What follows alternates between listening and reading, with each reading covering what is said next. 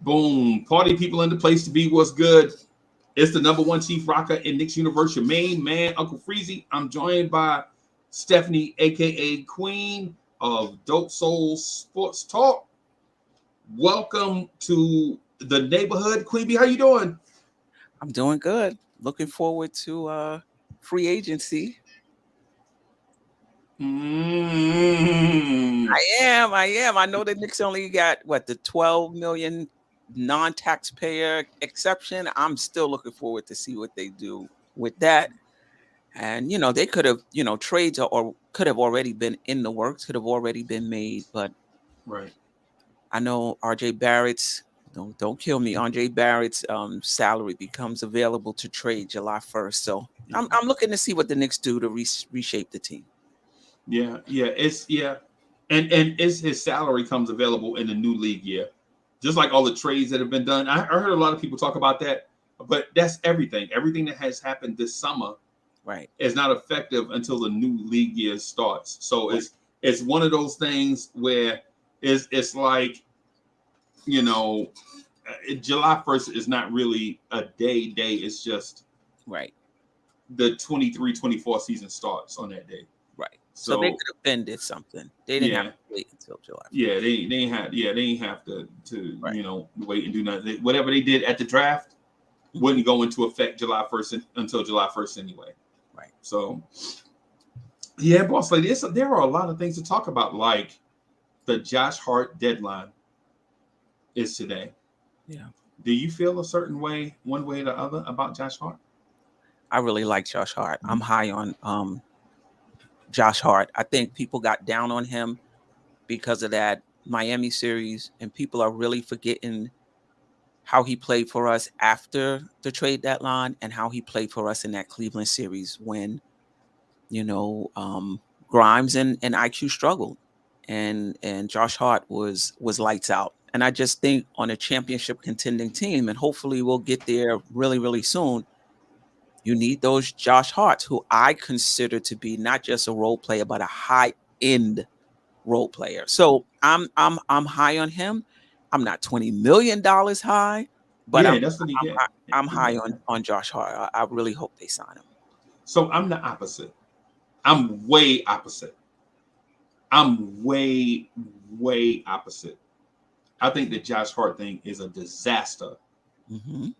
right? And the reason why I say that is for multiple reasons. For one, those struggles that you mentioned with IQ Grimes and quickly, I mean IQ Grimes and RJ is because of Josh Hart.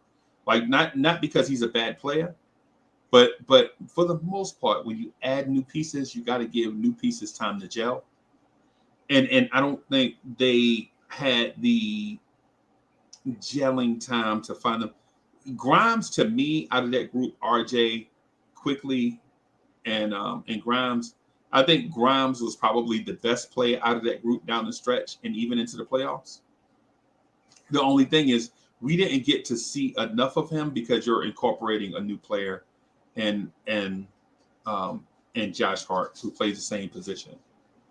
And honestly, I feel like the Grimes camp, if you love Grimes, I feel like you should kind of almost feel disrespected because not only with Josh Hart, but the thought of other pieces coming in to play your position to me is disrespectful, especially when I felt like Grimes made steps along the way.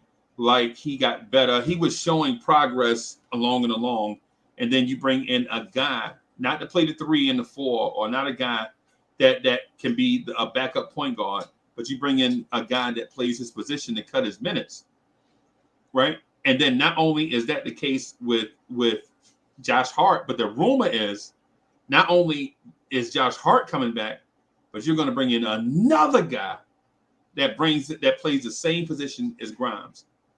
And what it feels like, and what it feels like to me is if you didn't do the Josh Hart move, if you didn't do that move, you probably would have been in the same place because statistics and the record over the last 3 seasons show that the Knicks would have been on the same path under Tom Thibodeau regardless if Josh Hart would have showed up or not.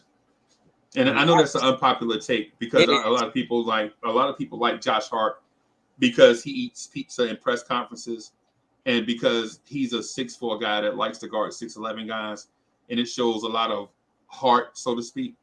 But if we're talking about developing long term, would I rather watch Grimes develop or do I want to develop a 29-year-old role player? But I think you're missing it. It's not about development anymore. It's about putting a team together that can take the next step. And Grimes is not ready, period. And it's not Right. about keeping him in the starting lineup until he gets ready.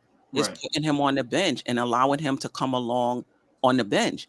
And I think we're underplaying Josh Hart. Josh Hart had a lot to do with us getting the 5th seed. Look at his Mm. stats. Look at his stats when he came to the Knicks. Look at his stats in that Cleveland series. Again, I'm not saying he's a $20 million guy, but I think we're definitely underplaying Josh Hart. And I Right. think we're focusing on Grimes' potential instead of focusing on Grimes right now. And right now, in my opinion, Grimes is not ready to be a starting shooting guard on a championship contending team. And that was probably one of the reasons they brought Josh Hart in because they saw he wasn't ready. And RJ Barrett wasn't playing that well.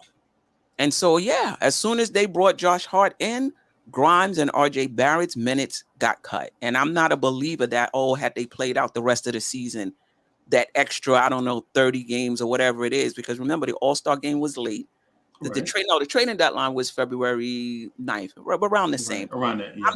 I'm not buying that had they had that extra 25, 30 games, they would have been really ready for the playoffs. I just think it's going to take time for Grimes. It's going to take time for IQ. And I don't think having these extra minutes in the regular season would have better prepared them. Now, to your Dante DiVincenzo point, yeah, I mean, when I went over his stats, I wasn't that familiar with him. When I went over his career stats, he's still trying to find his way like Grimes is trying to find his way.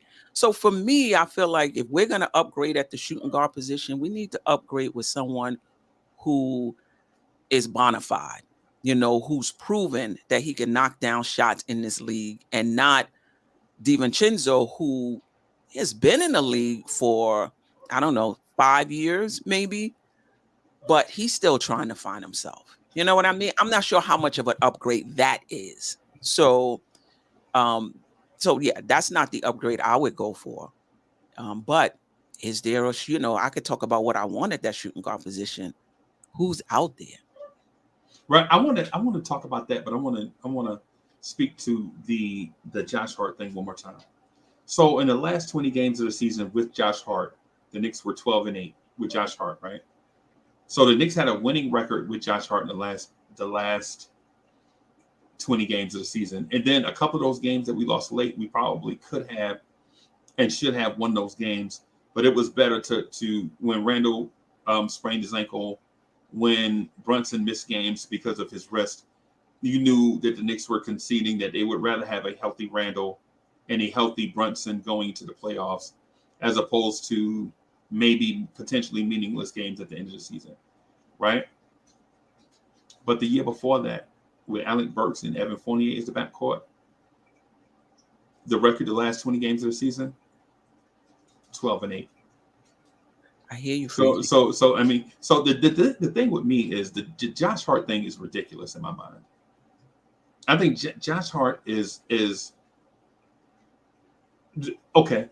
I don't know. I'll admit I don't know what Josh Hart is. Let me just say it that way. I don't know what and that puzzles me because I don't know. You would think somebody 28 years old, you would know what they are after they played 8, 9, whatever, 7 or 8 seasons in the league. You would think you would know what they are by now.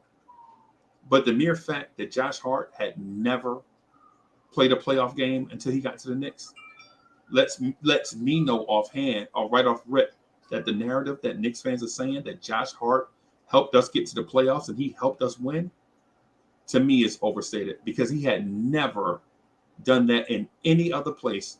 But he got here on a team that was headed to the playoffs and they did it. lets me think that Josh Hart contributed, and I respect that. But he is definitely not the reason But why nobody is saying he's the reason, Freezy. We're saying he contributed. Nobody is saying he's the reason. He contributed to us getting the 5th seed, and he played lights out. And just because he didn't make it to the playoffs, that's not on him. There's people on the Knicks who haven't gotten to the playoffs until this year. Right. So, I mean, that's not on him. He's a role player. Nobody here is saying he's a star. Nobody here is saying he's a starter. He is a role player. That's going to make 3 times more money than the starter. Because they're on their rookie contract. Once they come off their rookie contract, that won't be the case. But the point that I'm getting at about Josh Hart though is say the Josh Hart thing never happened, right? The Knicks keep that pick, right? They draft such and such player from such and such place. I don't even want to get into that. But you bring that guy in, that young guy, you bring him in next season, right? And he makes probably around the same money as Grimes, and he's going to offer defense, about 9 points a game, about whatever amount of rebounds. I don't care. You think he's going to play? You think if we would have drafted somebody this year, he would have played? Yes. Wow. Okay. Yes, and because the thing is this: Tom Thibodeau started R.J. Barrett from day one. R.J. Barrett was 20 when Tom Thibodeau got here. R.J. Barrett was the number 3 pick. Right, but he was a draft pick, right? Yeah, he was a draft pick, but he was the number. He was 20, and he was 20. All right, we'll just agree to disagree. Yeah, well, now not a big Josh Hart fan. But hear me out on this. Tibbs benched Evan Fournier for a young player, right? For Grimes, right? And Tom Thibodeau. But he benched a established veteran for a young player, right? The starting line. Think about all the people that were in the lineup that Tom Thibodeau played. It's not like Tibbs is not going to play a young player. Man, when Jalen Brunson got here, he was 26. Grimes was 22. RJ was 22. Randall was 28, and Mitch was 25. So it's not like we're not rolling out. Yeah, Tom Thibodeau will play young players. The sixth man, Emmanuel Quickly, is young. Obi Toppin, the backup power forward, is young. The backup center is 25 or was 25. But there's a difference between being young and being a rookie on a potentially championship contending team. There's the difference. These guys are young, but they've been in the league 3, 4, 5 years. Right. This guy coming in would be a rookie. When those guys were starting, we were didn't have anywhere near the aspirations that we have right now. So that's why I don't think a rookie would have played. So Josh Hart got us there? I didn't. That's what like, where are you going? Where are you getting Josh Hart? And I'm trying to figure out. I didn't say anything about Josh Hart. I said when Quickly came in and he was starting and Obi was starting, we were nowhere near a championship contending team. Okay. Now we are moving in that direction. We're closer than we've ever been. So It's a different situation now when you're bringing in a young player. And we're not even talking about a young player. We're talking about a rookie. So you understand? So this is what the front office has shown us since they've been here. They would prefer to get established players as of late, as opposed to bringing in young players. They showed us that in the draft when they got off the 11th pick, when they got Dorman and moved him, all for the opportunity to bring in Brunson, a more established player. They could have rocked with IQ. Right. And the same thing this year. They gave up their first round pick for an opportunity to get Josh Hart. They're looking for more proven players. There's been a shift in terms of how the front office is going. We have a lot of young players already. Now, would I have liked them to get some really solid two-way players on that back end? Yeah. Right. Yeah.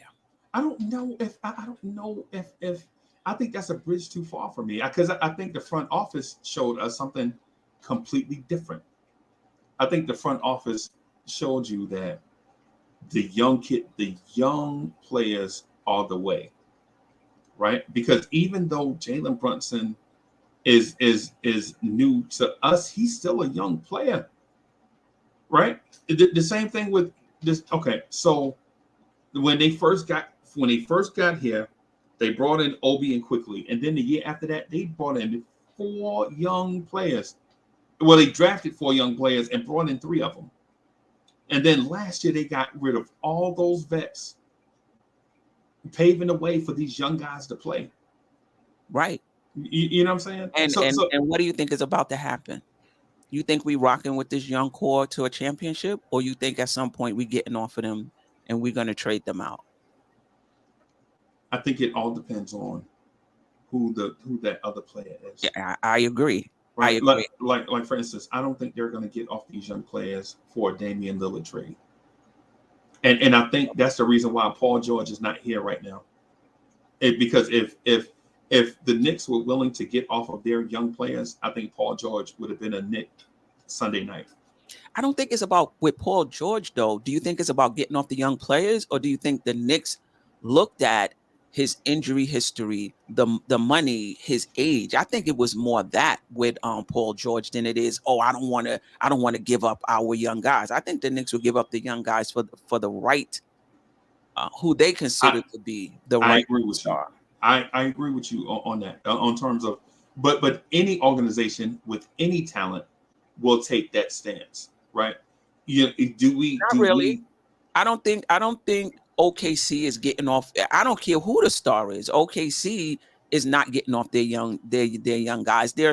Houston ain't getting off their young guys because they're not there yet. Well, in the case of OKC, how much better? What talent can you get that'll be better than SGA? Well, you got to get something to go with him. So the point is, but the point is, I don't hear, and it could be coming. I don't hear OKC saying, I want to get off my other young talent, because they got enough young talent to bring in another star to get to go with SGA. Yeah. From what I'm hearing is we're going to let them marinate and see if somebody else pops on this team. Right. Teams are in different places. So the Knicks are in a place where I do think they would get those teams, put it that way, who are in that place. They would get off young players for stars, but there are some teams that won't because they're just not there yet. But OKC already had. My point is, OKC already has that established player. SGA is a top 10 player in the NBA right now. Right? Arguably, I mean, he had a good season. He had a good season, and just like Brunson had a good season. So if he's top 10, where's Brunson? You know what I mean? I think Brunson's a megastar. Okay. I think Brunson is a megastar. When you and I first started collabing, I called him a Smurf because I didn't know what he was.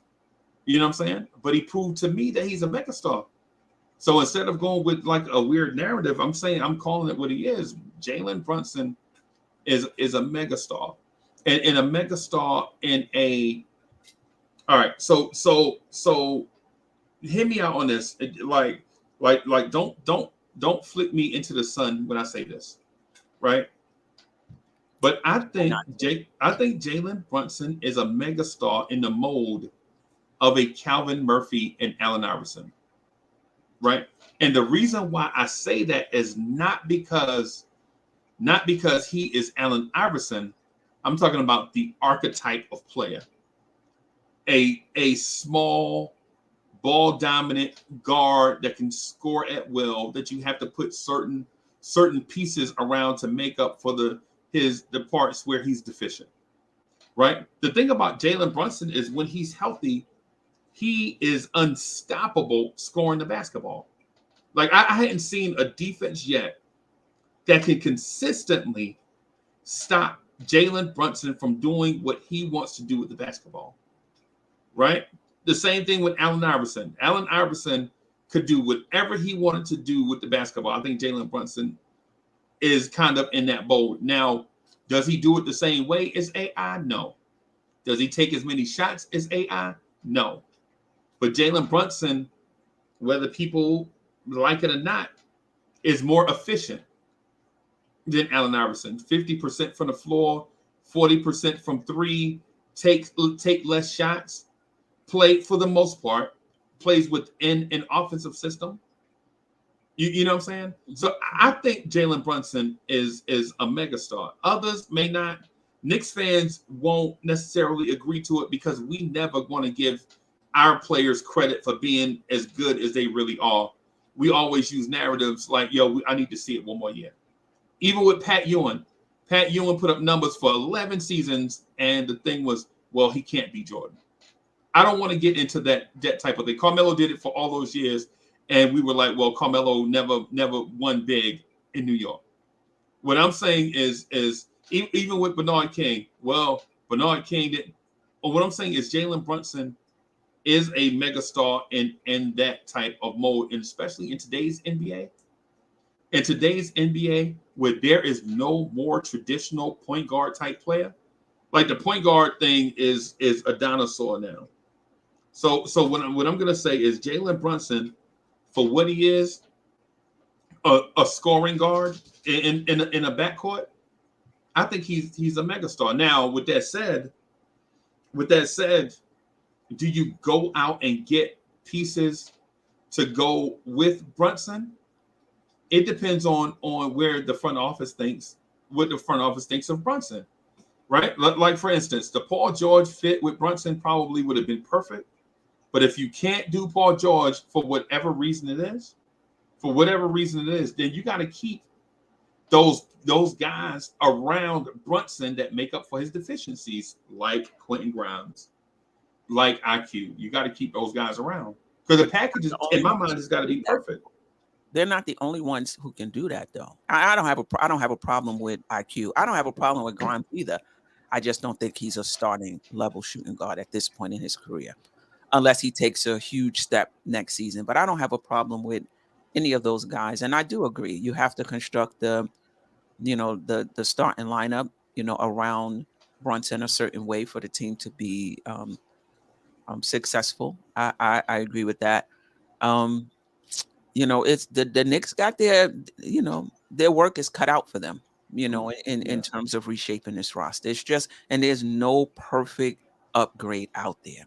All of the people that's been, linked to the Knicks as possible trade targets has flaws, whether that's an injury, whether that's their contract, whether that's their mentality, age. And this is the thing with Paul George. And shout out to, I think it was Locked On Knicks I was listening to, and they had a content creator on talking about Paul George. And, in terms of his mentality, I heard shades of Randall, almost like a mini Randall, in the sense that, well, I wouldn't say this because in the regular season, Randall is a dog. But the point he was making was the games when Kawhi was out, Paul George didn't really step up, wasn't really aggressive, didn't really say, "Oh, I'm going to have to be the guy," right now because Kawhi is out. He one game, he took 13 shots. You know what I mean? So that there's games where you see his greatness, and then there's games where he's just mad regular, and not because he doesn't have the skill, but because he doesn't assert himself. Right. And in the playoffs, people talk about Randall in the playoffs. Paul George has had a similar trajectory in the playoffs, and it's a longer trajectory than Randall in terms of not coming up big in the playoffs. I think he had one playoff series where, he seemed to have gotten the monkey, off his back. But if you're looking for like the dog, and we're not just talking about skill set now, we're talking about like mentality. I don't know if Paul George, is that. I don't know if I don't know if he's that. So, can we speak to what he is though? So first, Paul George you're talking skill set. You're talking skill set, and that's why I'm separating skill set from mentality. But go ahead. I'm talking about everything, right? I'm talking about everything outside of the dog part, right? Because we say we want dog, and then as soon as we see Randall barking, then we like, oh man, Randall got to stop it. But what I'm talking about with Paul George is this: Paul George is a first ballot Hall of Famer. Paul George is a multiple-time All-Star. Paul George is a great wing defender. Paul George is an offensive initiator, right? Paul George is a lot of these things that we need. If we're just talking about a dog, if that's all we need, then just go get one. In addition to your skill, Freezy, when you get into the playoffs, you can have all the skill set in the world, but it got to be activated in the playoffs. You understand what I'm trying to say? And there's some guys that don't have that mentality when stuff get tight. So the only thing I'm questioning is we already have that with Randall, very talented guy that up to this point, doesn't handle these playoff situations great, in my opinion. People can disagree. Right. I'm just saying, Paul George, when I was listening to this guy, he just gave me shades of that. Right. And what I'm saying is there a way to get both? Is there a way to get a skilled guy who also steps up and is assertive in these situations? That's all I'm saying. I'm not saying that's Paul. I don't know Paul George. I'm just saying that's the shades that, when the guy was talking that I got. Right. No, I get it. So not only are we looking for the perfect player, we have to understand that do we have the assets to go get the perfect player? That's what I'm hearing. No, that's not what I'm saying. I'm not talking about the assets at all right now. No, I thought you said, can we get them? No. Can we get a guy that has both is what I'm saying. But listen, if the Knicks decide they're going to go out and take a risk, and I think you're taking a risk with any of these guys, one way or another, you're taking a risk. I'm not mad. He has a 2-year contract. You can reset after that. You could decide, what you're going to do. So I'm not mad if the Knicks decide to get Paul George. Yeah, what I'm saying about, because I think I kind of moved away from Josh Hart a little bit. Ultimately, what I'm saying is the thing with Josh Hart, what I'd like for Josh Hart to do, pick up your player option for this year, 14.9. Let the Knicks extend you after that for 19 mil, 20 mil a year after that. I don't care what the dollar amount is.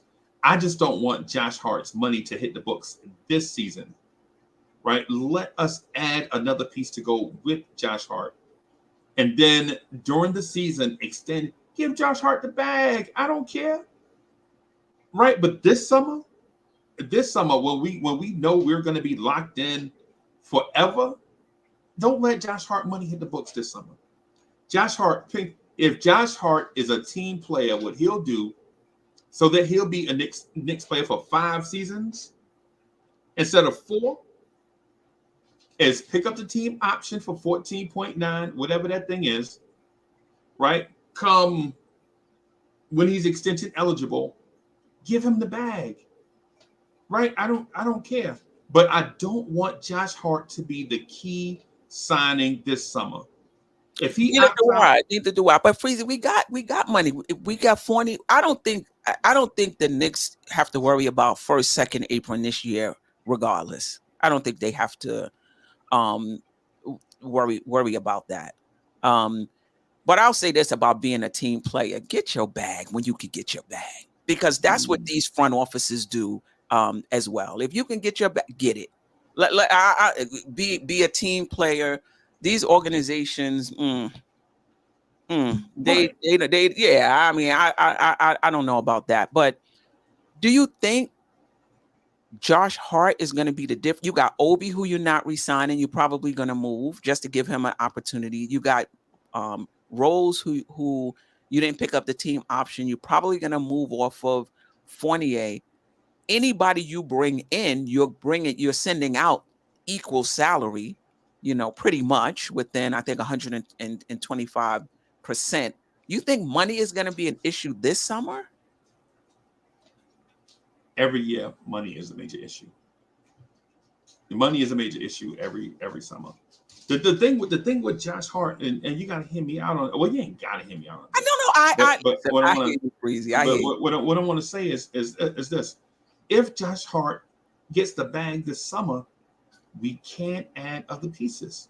But that's what I'm saying. I don't know if that's the case, because we 21 mil and we 21 mil over.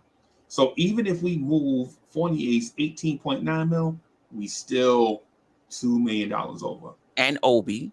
Right. Well, I mean, So is a And team then going you're to gonna bring somebody. You're gonna probably bring.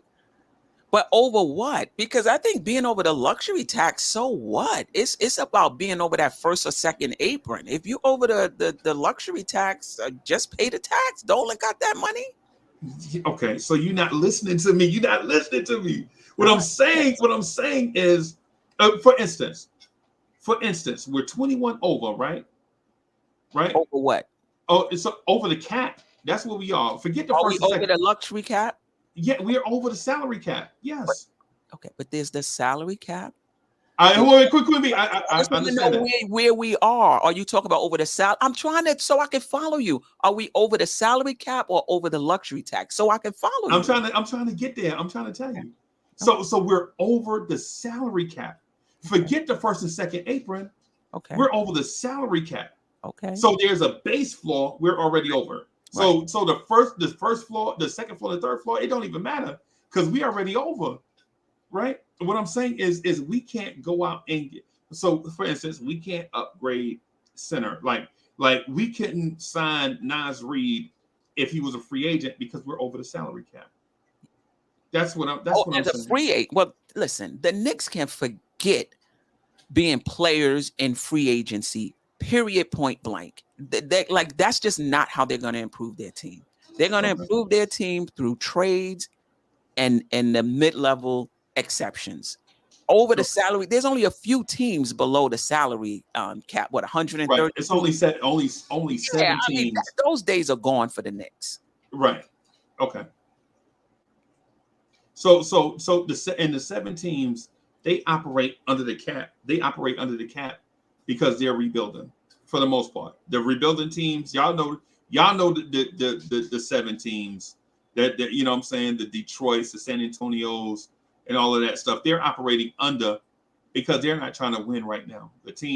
Most teams operate over so that they can use that $12 million exception that you mentioned. So would you rather be 4 million under or just 4 million over so that you could use the 12 mil? Right, because Right. even if you're 4 million under, who you signing with $4 million? I understand that. That's the point that I'm getting at. And that's the point. The point that I'm getting at though is this. It's twofold. On draft night, the Knicks could have easily have moved Evan Fournier. They didn't. So now we're talking about, oh, we could just easily move Evan Fournier. But to who, when at the night where everybody is at the table trading, you didn't? Right. And then some of the cap spaces, teams that had cap space, they took on bad contracts on draft night. Now it eliminated the potential places for Evan Fournier to go. So the Knicks don't have an easy out with Fournier because they didn't make a move on draft night when teams were taking in cap space. Right. And then now, if you do find a team, now they have you over a barrel. Now they can, hey, man, listen, I'll take Fournier if you throw in quickly. Right. Or I'll take Fournier if you throw in picks. Because on draft night, we didn't move when everybody else was moving. We saw OKC do it. We saw other teams do it. Now, with that said, I understand the thing about free agency and the Knicks not being under the cap. But the thing is what I'm getting at is why limit your options when you look at the roster and you know you want to improve? But what do you mean? But I don't think our options are limited. Because if you look at the roster, in order to be in free agency, you're gonna have to strip down your roster. You can't have it both ways. If Right. you're a championship contending team or perennial playoff team, you're over the salary cap. You can't have it both ways.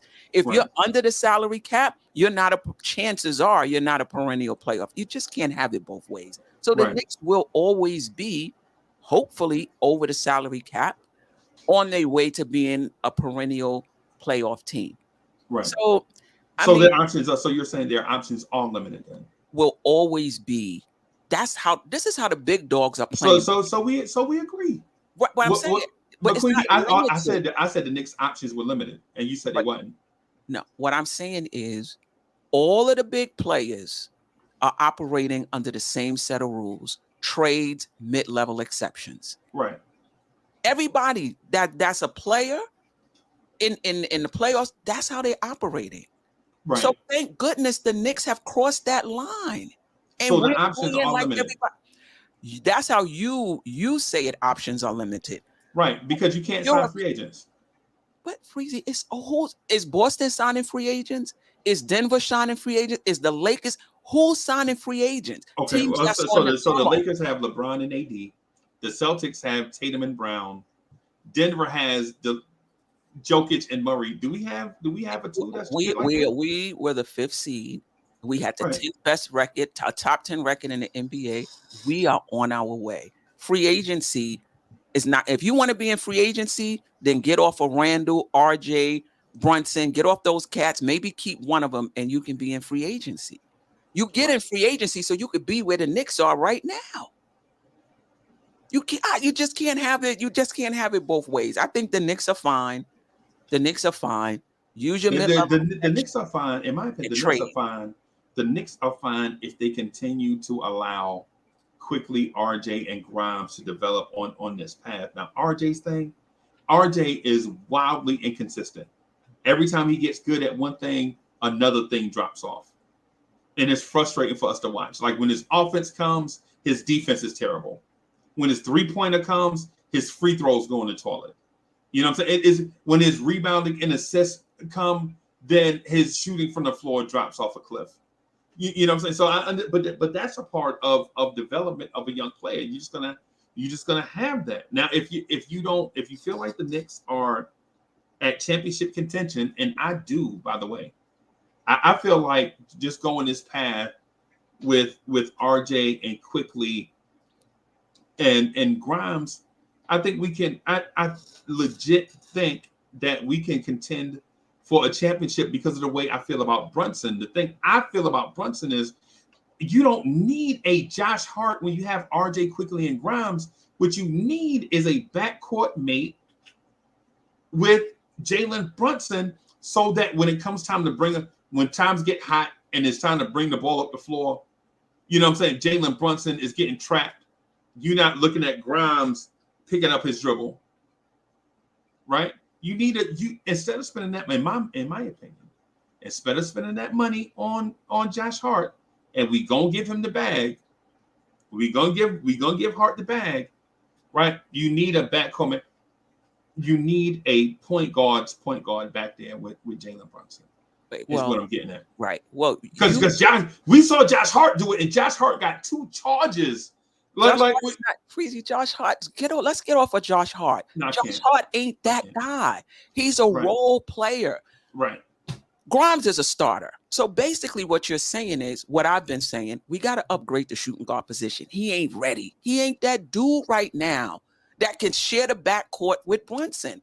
And so we want to wait. Brunson, in 2 years, he's going to be an unrestricted free agent. I guess everybody is super confident he's going to re-sign with the Knicks while the Knicks are waiting for Grimes and RJ and Quick to come into their own. And we're just basically wasting, in my opinion, Brunson's prime, because all of these other teams, for the most part, they're trying to get better.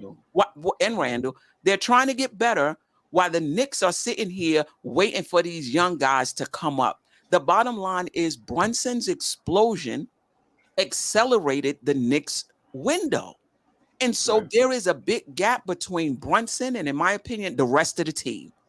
Brunson is ready, and he's on a team with a lot of other guys who aren't ready. So what are you asking him to do? Stand pat and wait for these guys to come up? Or are you going to try to get somebody right now to go with him? That's the decision the Knicks have to make. And if they decide to wait for these guys to come up, hopefully Brunson is patient. And in the 2 years from now, he'll still sign the max when the Knicks fall into the play-in, waiting for these guys to level up. Oh, what I'm going to say to that is the reason why Brunson is there right now is because of those guys he plays with. Breezy, come on. Yeah. Come on. Those guys didn't even show up in the Miami series. Right, but that's by himself. So how did they help him get there? But that's one stitch at a time. Though that's one stitch at a time. That's a 2-week stretch. And I know it's probably the most important 2-week stretch. I'm not going to say it wasn't the most important 2 week stretch because it probably was. But what I want to say that I just want to give credit to others because Brunson's a megastar, right? But I'm not ready to throw Grimes.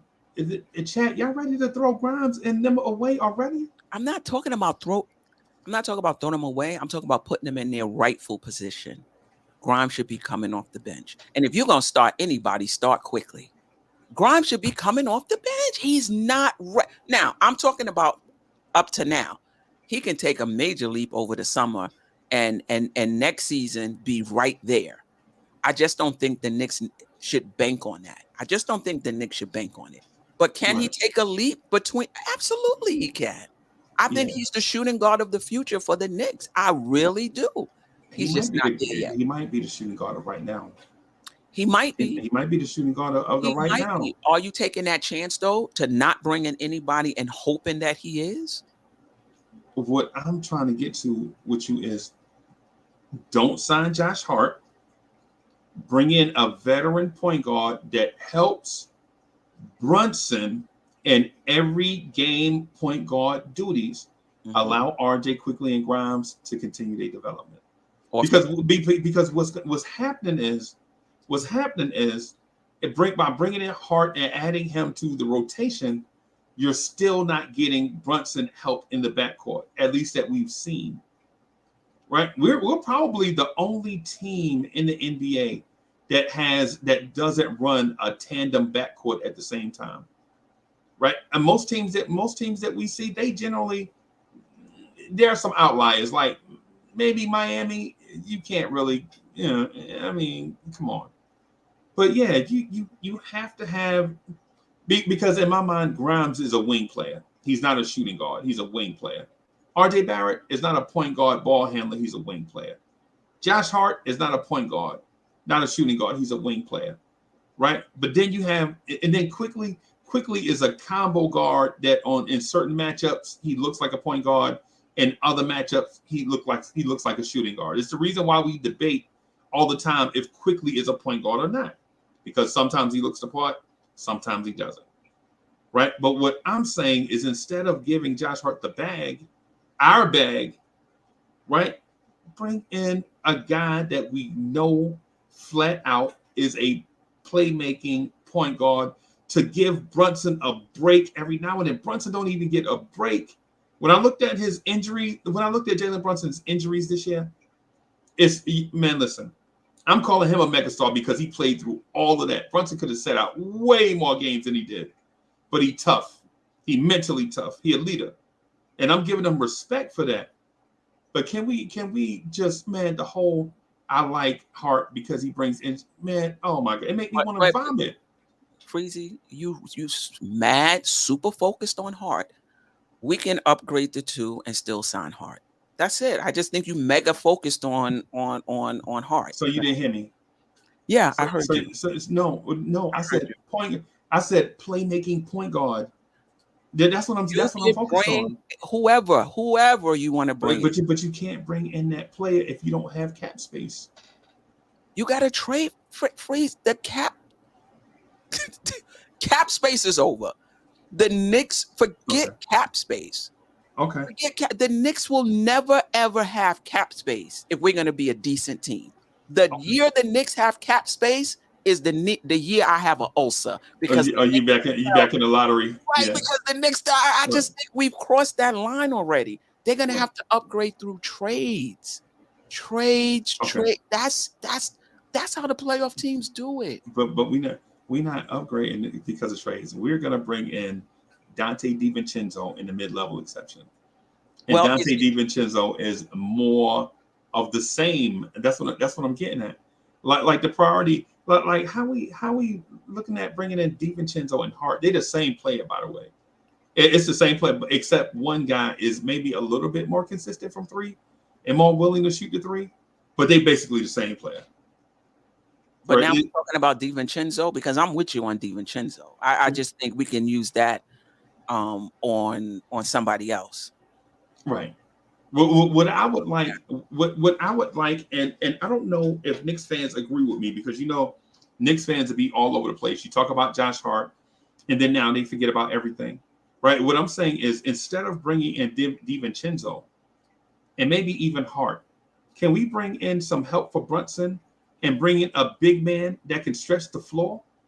Can we bring in a compliment to Mitchell Robinson and Hartenstein so the paint won't be clogged up? A compliment? Yes. No. Move Mitch. But go ahead. I digress. Either way, because one of them is going to have to go, right? Because if one guy plays 30 minutes and the other one plays 18, one of them is going to have to go. Is what I'm getting at. Can we bring in a big that can stretch the floor? We are so locked in on Josh Hart that we forget that there are other things that need to be improved on this team, like the offense from the center position. We're like, with Josh Hart saved us. Josh Hart's the best thing to happen to the Knicks. No.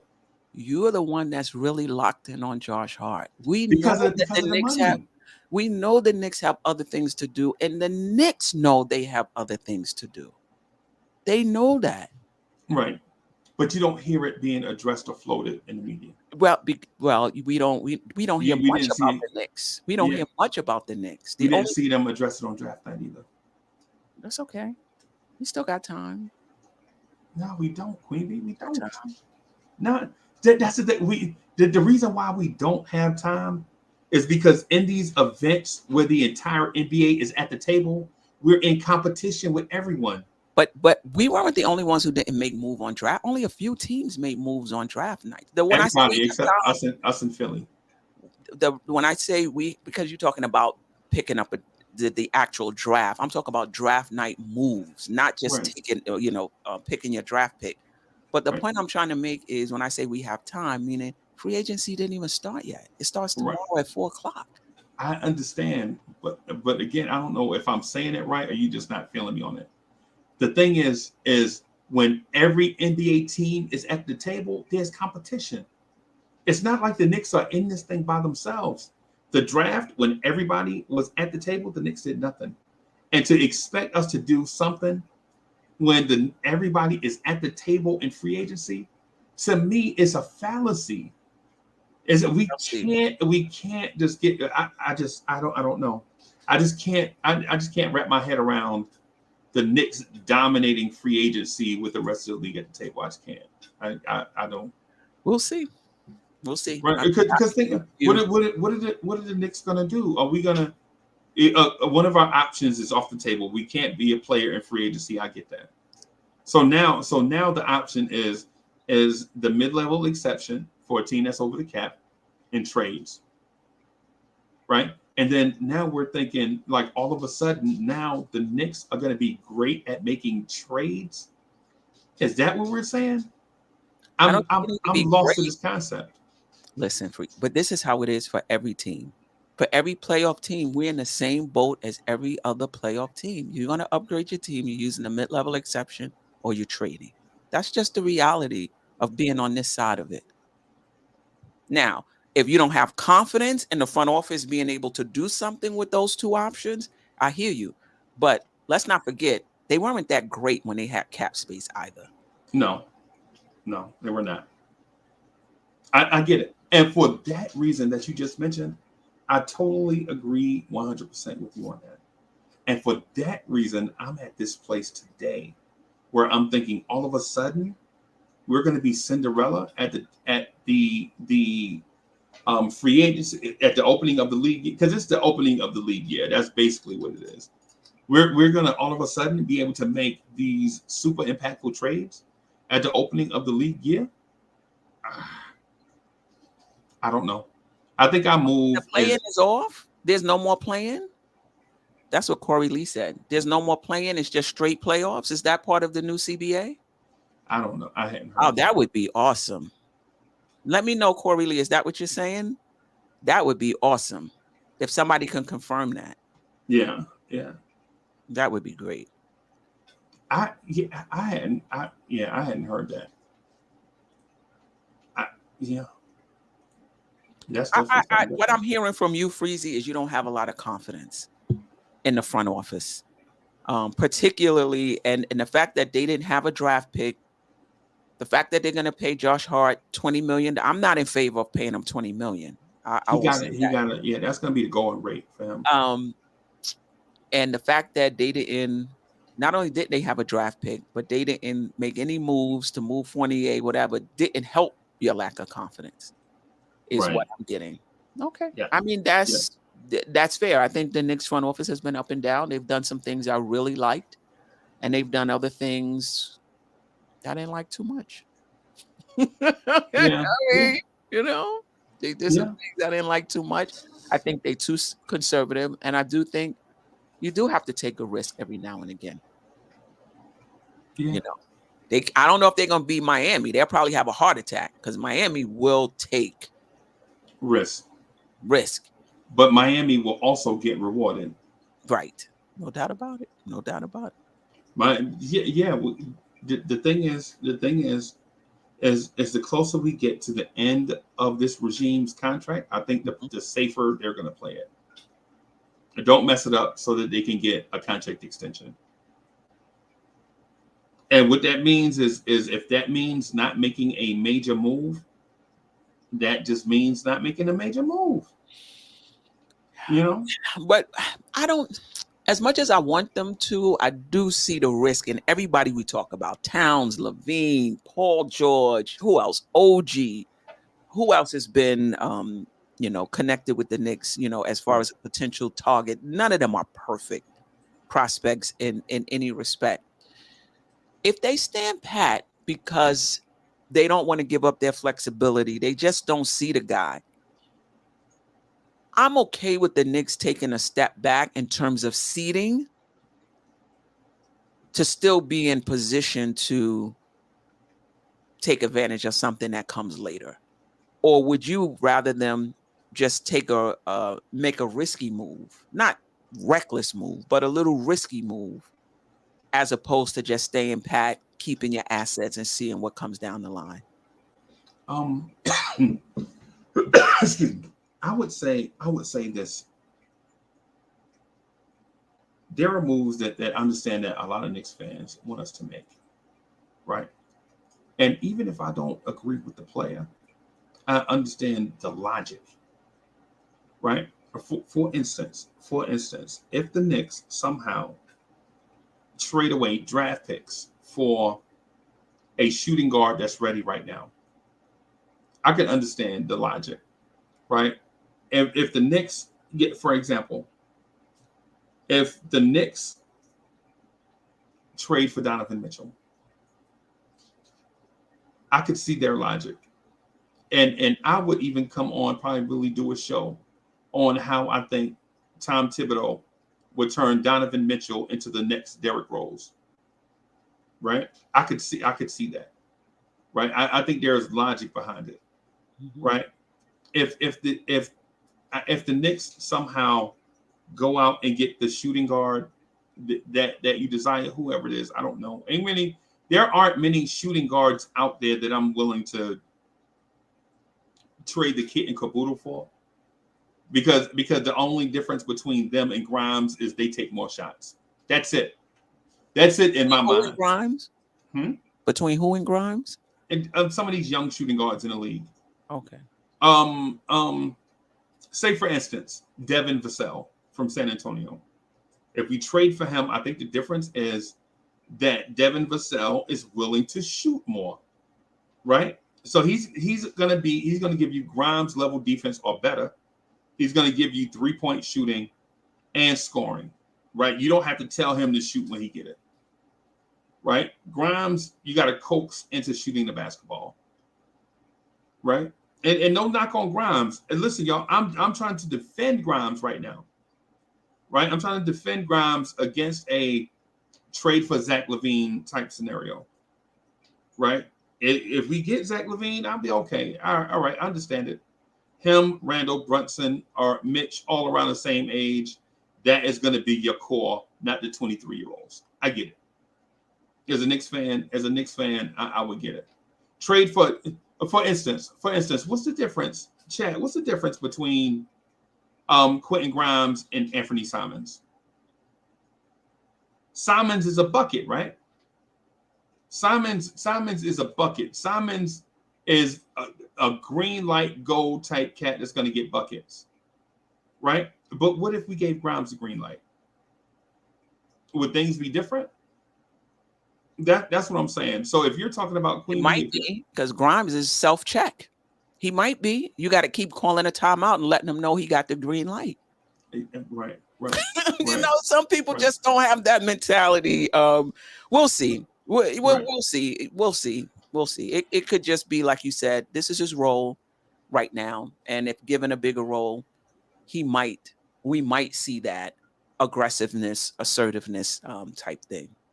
Right. We'll see. I think he'll be better. I think he'll be better next season.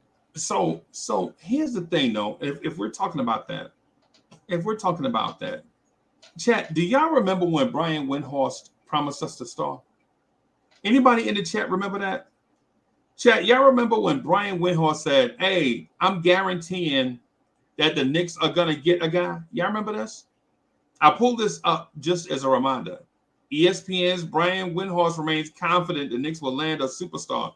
You remember this? So he said this 3 years ago, right? 3 years or 3 months? No, he said this 3 years ago, right? And then when checked on it, he doubled down on it 3 months ago. Okay.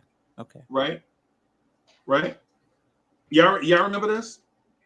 So he said it 3 years ago, and then people were like, "Well, hey man, didn't you say?" He's like, "Yeah, I did say that." And I'm fairly confident this is what he said, because the first time he said it, he says, "I guarantee that a disgruntled star is going to go to the Knicks," right? And then when asked about it, he was like, "I'm fairly confident that the Knicks are going to get." This is 3 months ago, right? So when they checked him on it, I thought, did he say Jalen Brunson was a star? And is Jalen Brunson the guy? And then 3 months ago, we already had Jalen Brunson. And he doubled down on it again. Queen Bee, do you think there is a disgruntled star out there right now that's looking to make their way to the Knicks? Not that I know of, but it always comes out of the blue. You know, a lot of times these things come out of the blue. Right. Yeah. I honestly think that they think Donovan Mitchell is on the way here this year. And you notice all the stuff I said about Grimes, right? Mm-hmm. Give Grimes time, tell Grimes about the green light, blah, blah, boom, boom, boom. I'm honestly in a place where I don't know if the two guard spot is the place to do. Now, y'all know how I feel about Donovan Mitchell.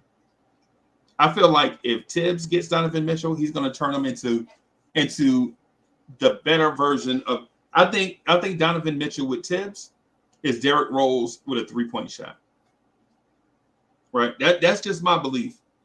Because if we're talking about a 6'2 guard, super athletic, jump out the gym, get to the paint anytime he wants, scoring machine type guy, I think Tibbs will turn that guy into the next Derrick Rose. Now, with that said, don't just look at all the good stuff with Derrick Rose. Donovan Mitchell come here. Tibbs will play that man 45 minutes a game, no breaks, no nothing, and get all the juice out the squeeze. And then Donovan Mitchell is going to be blah, blah. Right?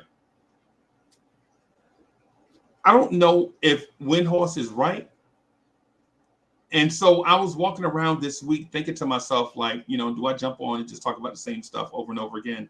Or do I talk about something kind of original that's in the air in Knicks universe and kind of drill down on it? And so when I thought about it, I was like, yo, Brian Windhorst owes us a superstar. Where's this guy at? Right? But to date, only thing we've done is we have been linked to players, but the Knicks have not made the move. Queen Bee, is the Knicks organization capable of making a trade for a superstar? I question that.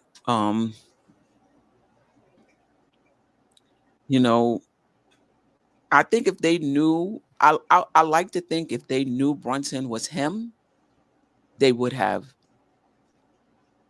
paid a little extra if that was the case for Donovan Mitchell at the time. I think at the time they probably was thinking, we give up all of our assets. Now we got to go out and get another guy, because they didn't know they already had a guy.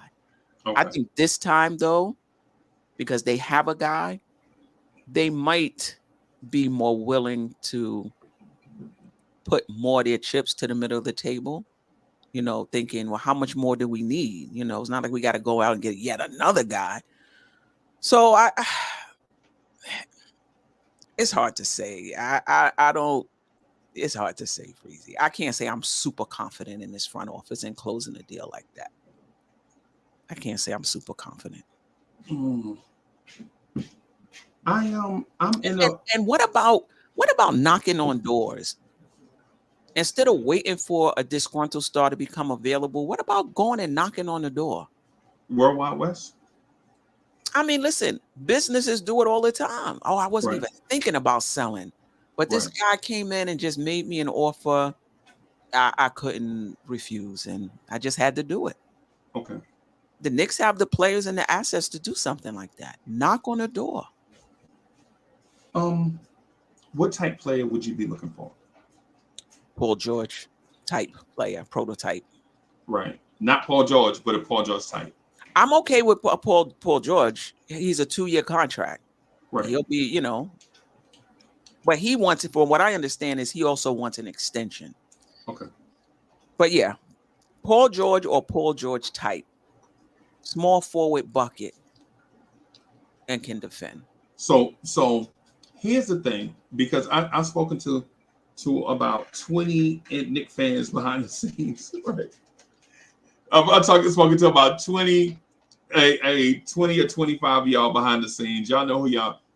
Cass is mad. Like, I can't get to him. Like, no lie, a Knicks fan. I'll talk to a Knicks fan, and the conversation will go exceedingly longer than two grown men should be doing while they're on the phone, right? About why not to bring in Paul George, because he'll want the bag as soon as he comes in the door. And here's the thing that I want to say to that. Why would we be mad at Paul George for making a commitment to us? Right? Because he's got 2 years, and say he asked for 3 more years. All Paul George is saying is, bro, I just want to, when I get here, I just want to stay here for the next 5 years. Can I do that? That's a commitment. Huh? That's what you think he's saying? Yes. Okay. Because think about it. Paul George, at age 30, whatever it is, when he becomes a free agent, will still have suitors. We act like if Paul George hit free agency in 2 years, that people won't offer him the bag. Wrong. People are still going to offer Paul George money, right? Even if you offer him 3 years and he's only good for the first year and a half of that, it will still be worth it because of what you got out of the first year and a half. It's just how things are. You know what I mean? And then the other thing too is one of the things that we got to kind of get away from is the injury thing.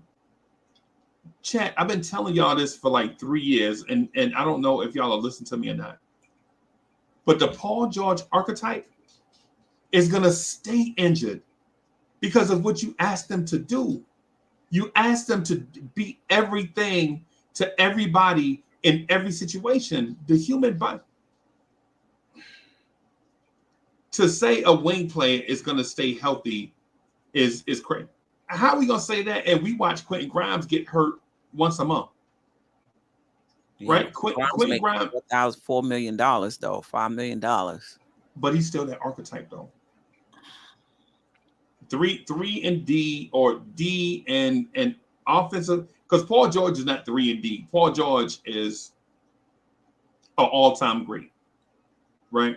He's not just 3 and D. He does everything well, except maybe stay healthy and finish off playoff games, right? But everything else in between, Paul George does everything at an excellent level. Regardless who you want, Brandon Ingram's, guess what? Injury prone.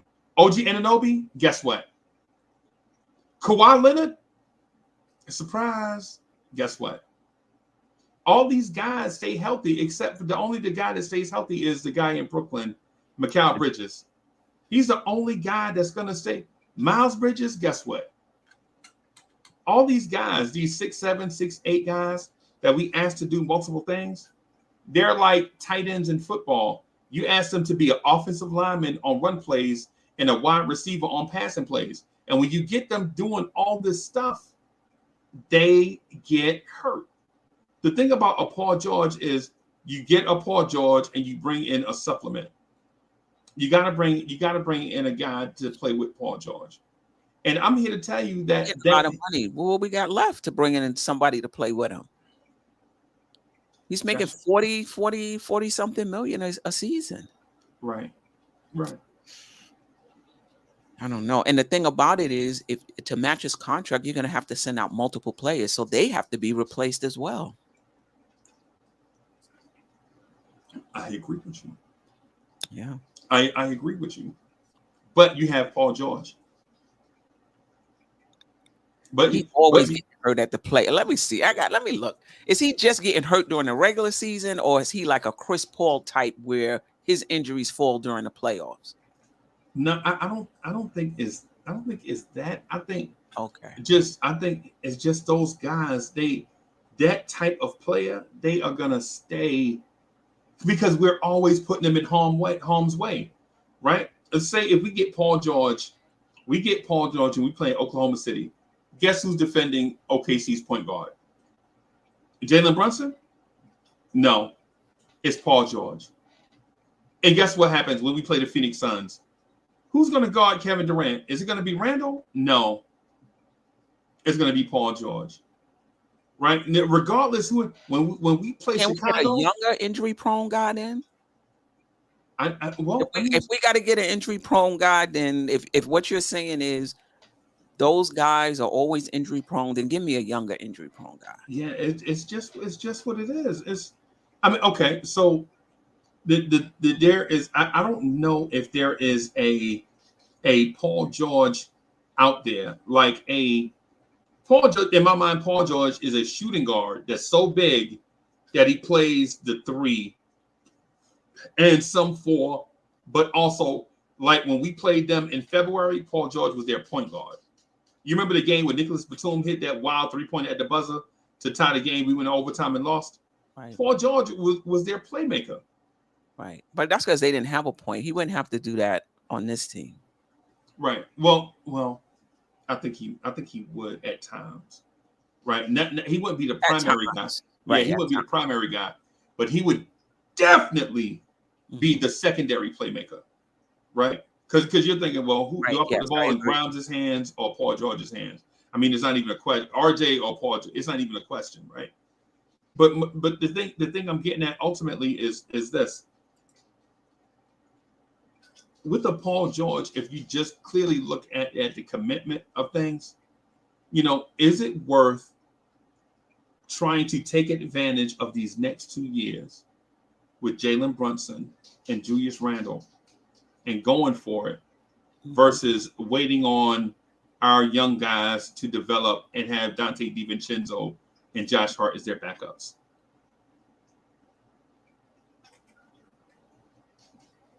That's where I'm at with it. Right? Is it Paul George or Grimes quickly and RJ with DiVincenzo and Hart as their backups? I don't think Paul George is the only option though. But if they go after Paul George, I'm not mad. It's 2 years. I'm not mad at all. Would you be okay with that 2 year that star search this summer for the say the 2 year window, this Brunson before 30? For Paul George, you're talking? Yeah, or anybody. I said Paul George, but I asked you before I got into Paul George who you wanted. If I had an opportunity, my preference would be Brandon Ingram, because I believe he's on the come up. Okay. I don't believe that he's reached his ceiling. I think he has more to his game. And I think his window would be with Randall and Brunson. Brunson, yeah, him and Brunson are about the same age. Yeah. Yeah. But he's not available. Yeah. He's not available. I like OG. I don't think OG has that ceiling. So yeah. Yeah. I'm gonna do the super chats real quick, but I want to say this to you though. I think you might be wrong about OG Anunoby. Okay. I'm gonna do the super chats first. I hope I am. I hope he has another level because the Knicks have been really good about getting guys just about to break out. And maybe that's what they're seeing in DiVincenzo. I hope I got that right. Maybe they see a guy who's about to break out. They've been really good at finding guys before they pop. Okay. So if that's OG, I'm super happy. Okay. So Paris Duggar, thank you for the generous contribution. Paris Duggar says, Freezy Queen was good. Hey Queen, looks like we're bringing in that Caucasian player scorer. I told you in person we might get LOL. DiVincenzo is it, y'all. He is the league's next Brunson, and there it is. Okay. So he's high. Right. He's high on DiVincenzo. Okay. Justo11, thank you for the generous contribution. Justo11 says, we win now, and that's PG. Are we scared to gamble? Ooh, he asked me if I was scared. No, man, I'm not scared. I'm scared of one thing, right? But I'm not scared of that, right? I'll tell you what I'm scared. I'm not afraid, but scared like Scooby-Doo. I'll tell you what I'm scared of in a second. Paris Duggar, thank you for the generous contribution. He says, you got to have vision to see what numbers don't tell you. The key for our success was being a family. It's Leon's theme. DiVincenzo is next. Okay, all right.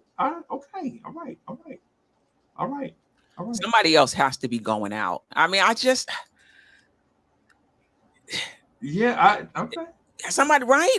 Oh, sorry, we got another super chat. Yeah. Okay, so Rodney Atkins, thank you for the generous contribution. Thank you for your membership.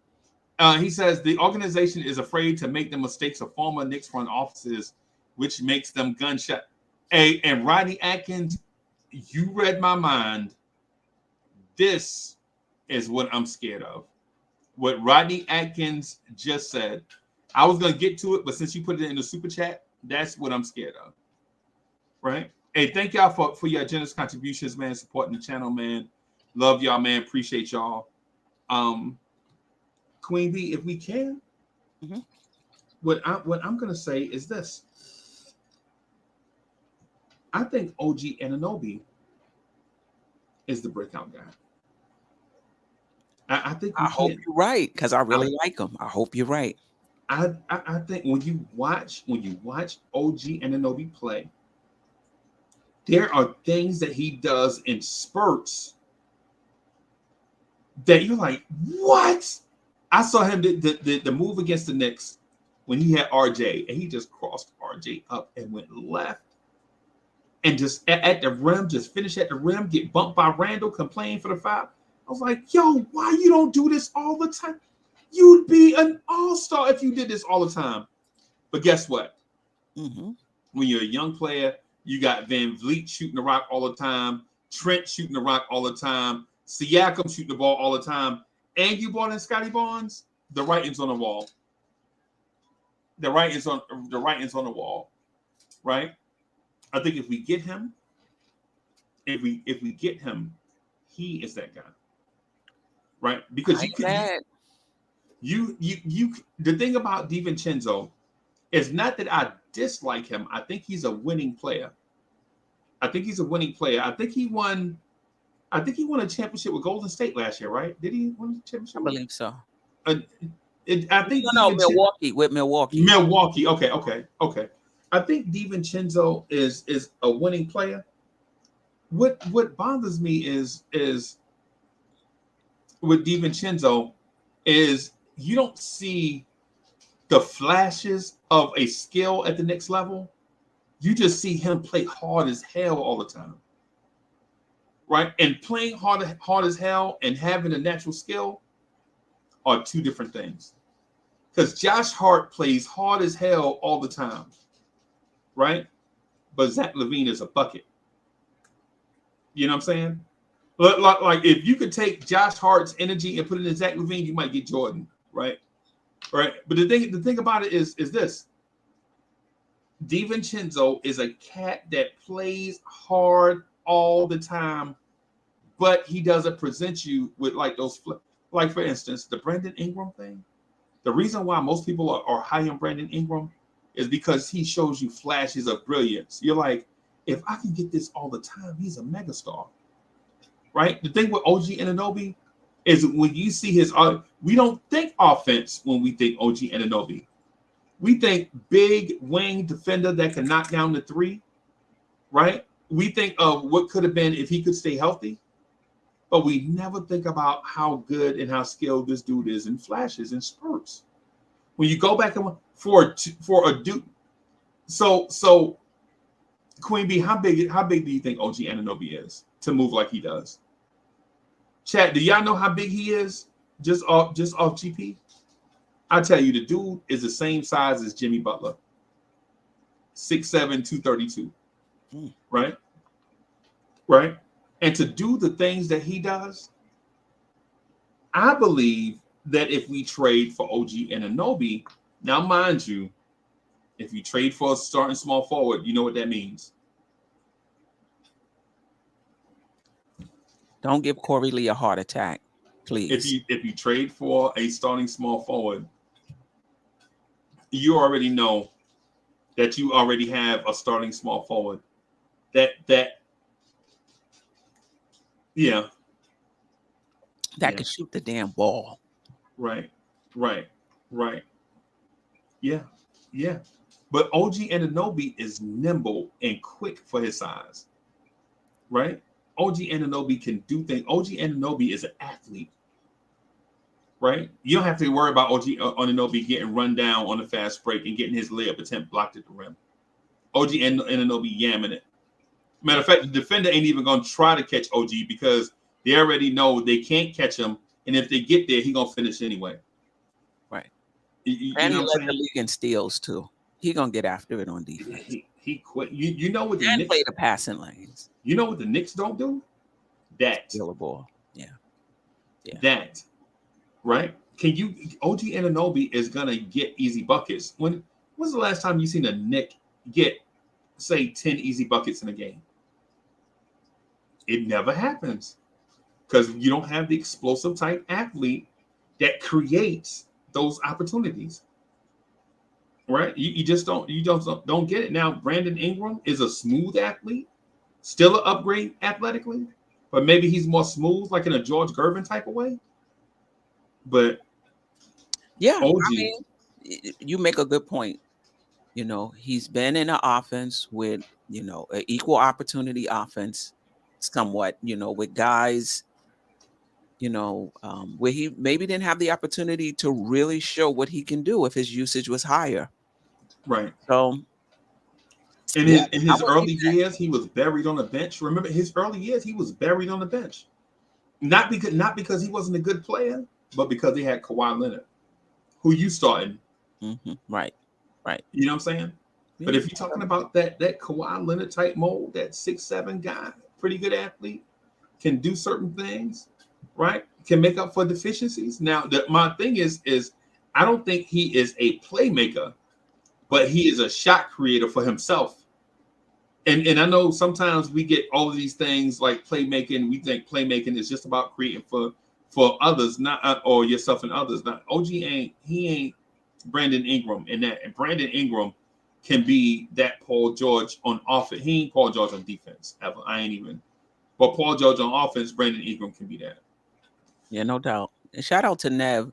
Nev, I'll say this. If we're on the Denver's model where we're trying to create a 6 to 8 year window, we need to get that second star because that's the difference. They got two. Yeah. Never ain't been listening. And we don't have that. Never ain't been listening to us though. And nobody on this team is going to develop into that. So I don't want to hear it at one time Jokic and Murray was on the bench. Yeah. And here's the thing. We can't be the Denver model, right? We can't be the Celtics model. Right. We have to be the Knicks model. Right. Because our best player has certain deficiencies that you can't tell him to train for. Right. Right. Like say for instance, if Jalen Brunson's handles was not up to par, we could tell, hey man, spend the offseason getting your handles right. Right. Jalen Brunson is short. You can't work on that. He's a different type of star. So you can't build your team like Denver, who has a skyscraper at center, right? And a bucket at point. And yes, Jalen Brunson is not that. Jalen Brunson is, they say he's 6'1". I laugh. I'm going to call him 6'1" for this. Jalen Brunson is a 6'1", 200-pound guard that is not overly athletic. He's not vertically athletic. He's not fast. But what he is crafty, right? Right. Jalen Brunson is probably the craftiest player. Him and SGA for their pound for pound. They're the craftiest players at their position, right? So you can't tell Jalen Brunson, hey, Jalen Brunson, this summer go and come back 6'5". It's not happening. So you have to build your team around Jalen Brunson's deficiencies and Randall, right? If you know Randall is, and this is my knock on Randall. They know I like Randall a lot, but I can criticize Randall too. But Julius Randall, in the first half of every season, is a top 15 NBA player until the All-Star break comes. All-Star break comes, once he an All-Star, once he know he done made it, he cruising. Right? That's my knock on Randall. Make the All-Star team and then cruise. But if you know that, you have to build your roster around that. Yeah, you legit have to build your roster around that. Like you have to go get a guy filling the gap. Like Brunson is that guy, Randall is this guy. Go get a guy in the middle that fits between the. I don't know. Or let me say, I'm not confident that the Knicks can do that. I'm not confident that the Knicks can pull off a Brandon Ingram trade. Right. And you would think it would be easy, right? Give them Grimes, give them quickly, give them 2 first-round picks, off to the championship we go. Would you be mad at that? Grimes quickly and 2, a protected first and an unprotected first for Brandon Ingram. Chat, would y'all be mad at that? Because I think we evaluate these trades and assets in a vacuum. But you gotta evaluate it based on how bad do we need them? How bad do we, want them? Right. When I think about what Milwaukee gave up for Drew Holiday, I thought that was a lot. And that was a lot. In a vacuum, it is a lot. Right. But when you trying to get over the hump, that's just you can't afford not to do it, basically. Right. And I think that's how the Knicks have to start looking at some of these trade packages, not in a vacuum, just in terms of this can really get us over the hump. This right. We can really gain traction with this trade right here. In a vacuum, this is a lot. It's a lot in a vacuum, and this is a lot. But looking at the landscape of the Eastern Conference, looking at the window that's there for us to kind of make some strides because there's no clear favorite. In this particular situation, I think we should pay it. You understand what I'm trying to say? You got to look at it in context, not in a vacuum. Right. Yeah, I look at it. I look at it like that too, Queen Bee. My thing is I don't want to trade Grimes, and I don't want to trade IQ. But if you ask me what I don't want the least, right, going the championship drought. Right? I don't want the championship drought to continue. So if you ask me which one would I prefer, I don't prefer to trade the young players. right? But at the same time, I would also prefer a championship. And if it calls for maybe moving some young guys in order for us to get closer, because at this point we would do with the NBA Finals, even if we didn't win. Even if we didn't win, I think you guys would love it if we were, you know what I'm saying, in the city at a bar watching game 2 at home, the Knicks versus whoever. I think we would prefer that over not doing anything and then having the summertime conversations about what the front office is doing. Right. Right. And I just want to add this little caveat in. It's not all the time that your young players continue on the trajectory that they're on. Okay. Players do level out. Yeah. So a lot of times we look at plays, we're like, oh, if they stay on this same trajectory, they're going to be a star. They're going to be a really good player. But there's a lot of players who start well and don't finish, and they level Right. out at some point. So we got to be careful with that as well. Look at Kyle Kuzma. Kyle Kuzma, right?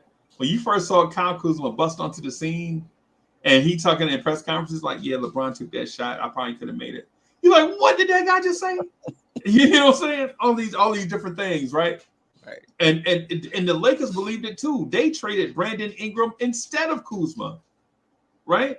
Mm-hmm. And so when you see all these different, so I get it with the young players leveling out thing. I honestly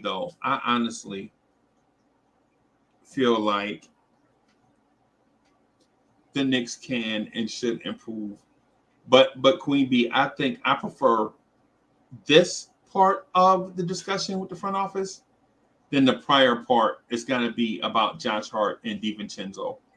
If this is where we're going with it, if we have faith that they're gonna do something, right? This is the part that I'm comfortable with. Like as a Knicks fan, if I'm told that the front office is looking at maybe, I'm thinking who's a young player that you can go. For instance, if the Knicks are like, yeah, the Knicks are thinking about doing IQ for Trey Murphy straight up, then I'm like, no, I like Quickly, but yeah, with my receipt, get it done. Because Trey Murphy fits right like a glove, right. And I'm hoping somebody shakes out in the Pelicans. I'm hoping they look at their books and be like, we ain't gonna be able to, and Herb Jones, and we ain't gonna be able to do all of this. That's what I'm hoping. Yeah, and we passed on Herb Jones for Rokas Jokovitis and Deuce McBride. This front office did that. That's why when everybody tells me you gotta have faith in the front of, no, I don't. I ain't gotta have faith in them. No, I don't. Right? Because Trey Murphy III, Trey Murphy went in the Grimes draft. We had picked 19 and 21. Yeah. And instead of trading up to 17 with 19 and 21, we waited, and then one of the picks turned into remember the disaster trade we did with Charlotte, where we traded back, and the pick was so protected. The pick was like the Secret Service pick. Remember we used to call it that? The pick was so heavily protected. You thought it was POTUS. Right. You know what I'm saying? So so that's what I'm saying. Is I'm in wait and see mode when it comes to some of this stuff. Like the thing, I'm all for being optimistic. I'm with that. But I want to be. I know it seems like I'm being pessimistic at times. But when it sounds that way, I'm only being realistic, and because of what I've seen. I want to be optimistic, but I'm being realistic. It sounds pessimistic, but it's because certain things that y'all are telling me can happen within the next few days. When we go down this road, it never happens. Like how people are going to tell me that the Knicks are going to improve this summer, right? When last summer I watched the Donovan Mitchell thing take 2 months to unravel and didn't happen. Because it unraveled. Right. That's what I'm saying. But that's my point. I know last summer we got Jalen Brunson, and Jalen Brunson is a megastar in my mind. And I know Knicks fans will be like, no, he ain't. Jalen Brunson ain't that good. Hey, man, watch Jalen Brunson from January through the end of the season. Don't take out those small sample size and be like, yo, in this 3 games, man, he only scored 17 points. He was no. Look at Jalen Brunson from the time Tibbs said, okay, enough of this Derrick Rose, Fournier, Cam Reddish getting minutes thing. We're going to go with these type of, look at from that moment on, Jalen Brunson was a stud. From that moment on, Quentin Grimes was a stud. From that moment on, Randall took his game to another level, right? And I know people don't want to hear that because they're like, well, I just don't like Randall, so no matter what you say about Randall, I'm just going to dislike it. Nah, man, look at the facts for what they are. Look at things for what they are, man. You know, Queen B, that's why I'm saying I don't know if I have confidence. And tomorrow, it's Thursday, right? I don't have confidence in what's going to happen tomorrow and going forward. Right. Now at 4 o'clock instead of 6. I thought I saw 4 o'clock. 4 o'clock? I thought it was 4 o'clock for player options today. Oh no, I'm talking about for tomorrow. No, it is 6. Okay. It's 6. Yeah. I think it's 4 o'clock today for player options. Okay. Right, and so, I guess ultimately is Queen B. Listen, you're gonna have to talk me off the ledge tomorrow. Tomorrow you're gonna have to. I can see Queen B now. Man, get your fat ass from that. Get your get your big rope from off that thing, hurting that ledge. You know what I'm saying? I'm hoping when the league year starts, we make that move that we say. But if day one goes by and nothing happens, it's just gonna be. Oh no, I'm gonna be down because listen. How many times does it happen? Oh, something's going to happen in the draft, and the draft passes. All right. Now it's free agency pass. All right. It's going to be the trade deadline. Yep. Trade deadline pass. All right. And we just keep pushing the ball to the next one, to the next. So, and you know what's going to happen is we're going to be sold a bill of goods. Like, hey man, but in 2 years, and then that starts that 2-year clock that we hate. We know y'all know about the 2-year clock. Man, Donovan Mitchell gonna be a free agent in 2 years. Why don't we just wait? Because in 2 years, Donovan Mitchell will be a free agent. That's why. Right. But you can always flip. Like I heard somebody in the chat said we waiting for Giannis. Listen, if whoever you sign now, you can still trade those guys for the star. Yeah. You know, if Giannis becomes available, if you sign Levine, I'm just saying, I'm not saying that's what I would do. If Giannis becomes available, you could trade Levine. You know, if you sign whoever and Donovan Mitchell becomes available, if you want to, you know, maybe that guy is the center of the Donovan Mitchell trade. Maybe, yeah. You know, I just don't think you could sit here and wait because things change all the time. Okay, so. Queen B, I ain't gonna lie to you. This is my thing. I know, I have a feeling that the player you want is OG Anunoby or Brandon Ingram. Right? I just have a sense. Georgia's third. Okay. Right. Small forward. Playmaking small forward is what you want. Right? All right. With me, I am Donovan Mitchell or bust. Okay. And I know I hadn't said this on the airwaves and all of that, but what I'm going to say is this. I know about 75% of us hate Tom Thibodeau, right? I know 75% of us feel like they don't want to see Tom Thibodeau get hit by a bus, but they would love it if the bus came and took him out of town, right? What I would say is this. I think if that man coaches a backcourt of Brunson and Donovan Mitchell together, I think Brunson is an all-star, and I think Donovan Mitchell in the first season under Tibbs could be the league MVP. Now, for all the Randall fans out there, and I know it's a bunch of y'all. Now, the Randall's numbers are going to take a significant dip. Like Randall on this championship team were probably the third fiddle guy. I don't like calling him people third options and all that stuff Because when you play basketball, when you on the floor, hey man, the ball beats the man. When you start isoing, when three guys start isoing in succession, now you like, you know what I'm saying? But what I'm gonna say about the Donovan Mitchell thing, if we get Donovan Mitchell, immediately a lot of the things that confound us go away.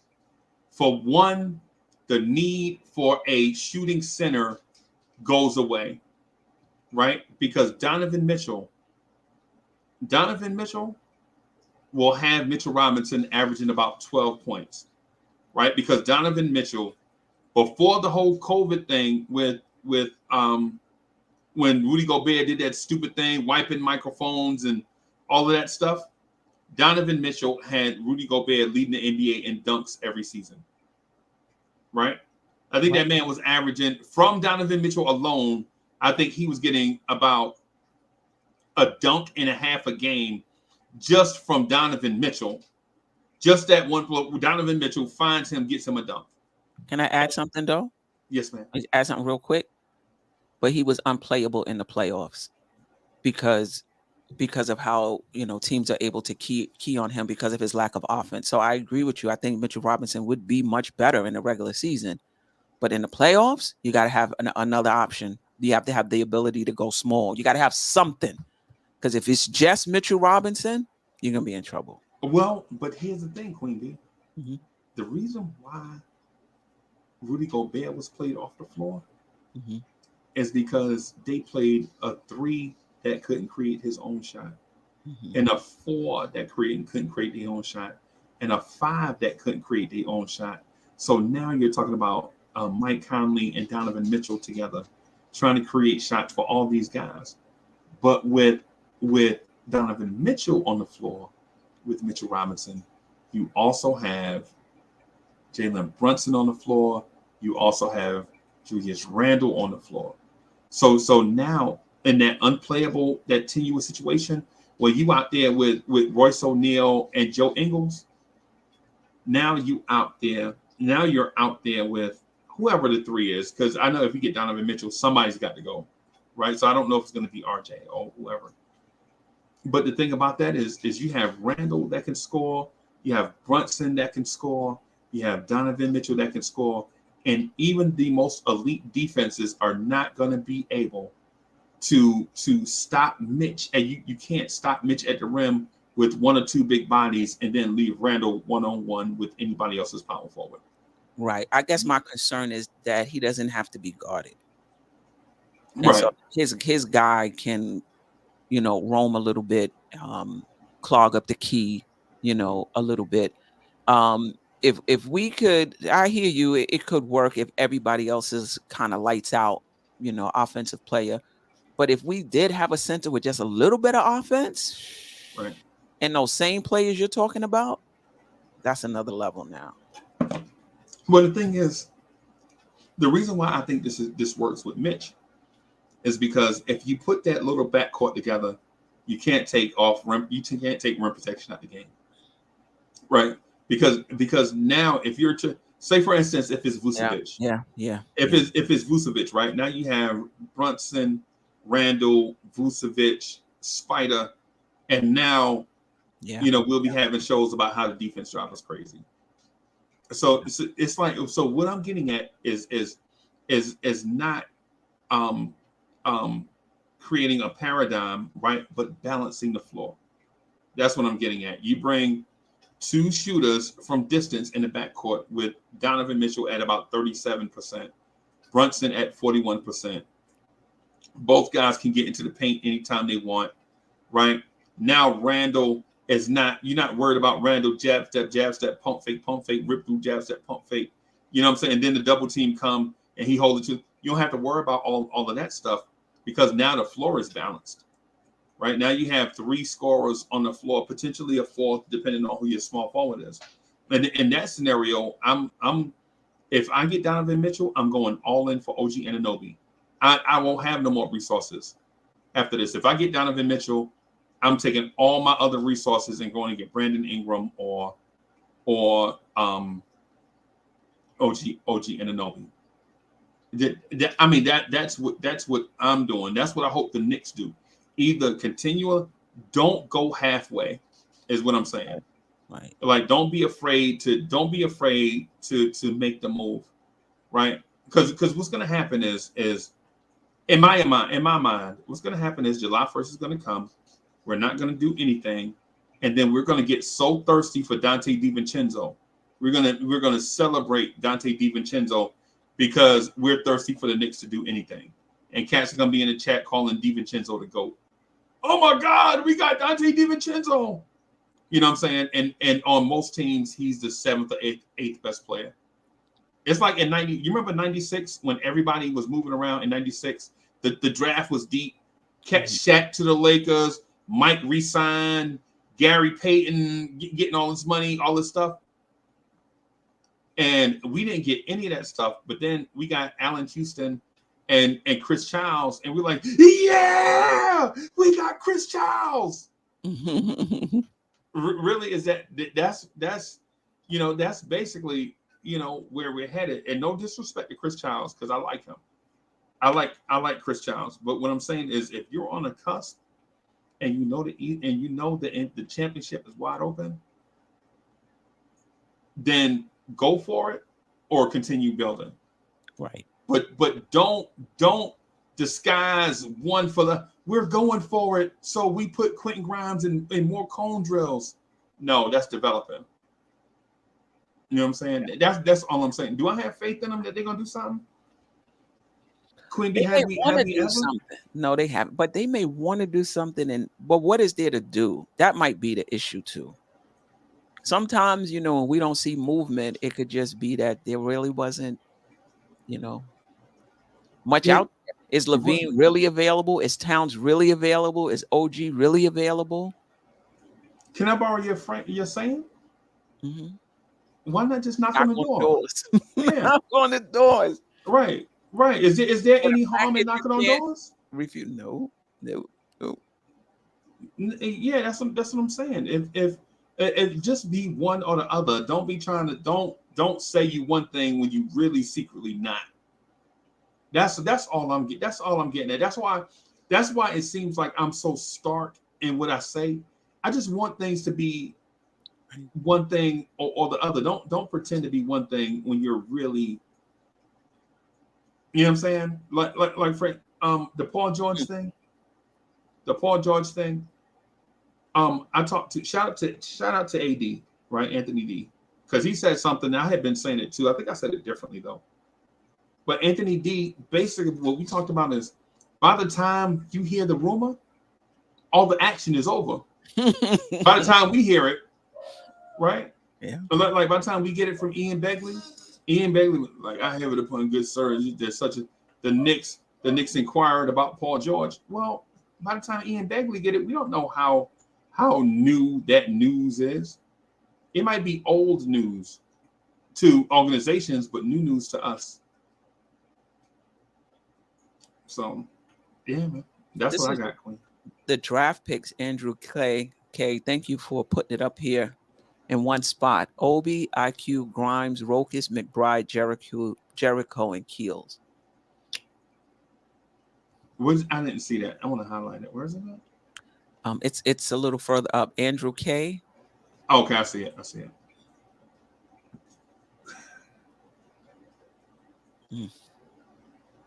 Y'all impressed by that?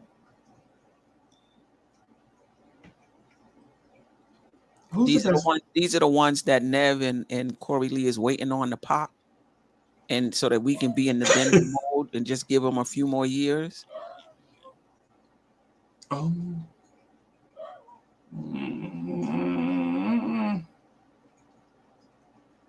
I think Rokas. I've been telling myself, and I wanna believe this, right? I want to believe this. I think Keels and Rokas Jokovitis are going to have an impact this year. I want to believe that.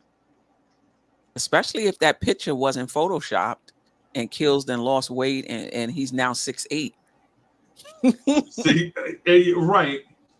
But and shout out to those Frank Ntilikina fans that will never go away, that always say the hidden prospect is always 8 foot tall and 4% body fat. Shout out to y'all. Because clearly now y'all are Trevor Keels fans. Right? You remember the year they said, man, Frank 6'9" with an 8-foot wingspan. They said he been running wind sprints with Usain Bolt. Yeah, those are the Keels fans right now. I don't believe this dude is 6'8", and I don't believe. And the shredded part I might get into, but the Duke basketball program has a great legacy, and I don't think a cat like Trevor Keels goes to Duke and takes a year off. I think Duke would have booted him out of. I think Keels, that body type that he is probably his natural body type, right? You know what I'm saying? And I know people are going, but Zion. Yeah, but Brandon Ingram, Grant Hill. Yeah, Jason Tatum. Yeah. And I don't know. Queen, but you think is there anything to that? I think he slimmed down. I don't know. But even Mitchell Robinson said that he's tall as F. So even, Mitchell Robinson did confirm that he's grew. Now, whether that's 4 inches, we'll see. Summer League, he about to roll out in Summer League in a little bit. So we'll see. We'll see. Mitchell Robinson also said he had an offensive bag. Yeah. But I mean, this is yeah. You know what I'm saying? Mitchell, hey, listen, Mitch, I love you, Mitch. I love Mitch, right? I love Mitch. And it seems like I don't because I'm always talking about replacing him, right? But no, listen.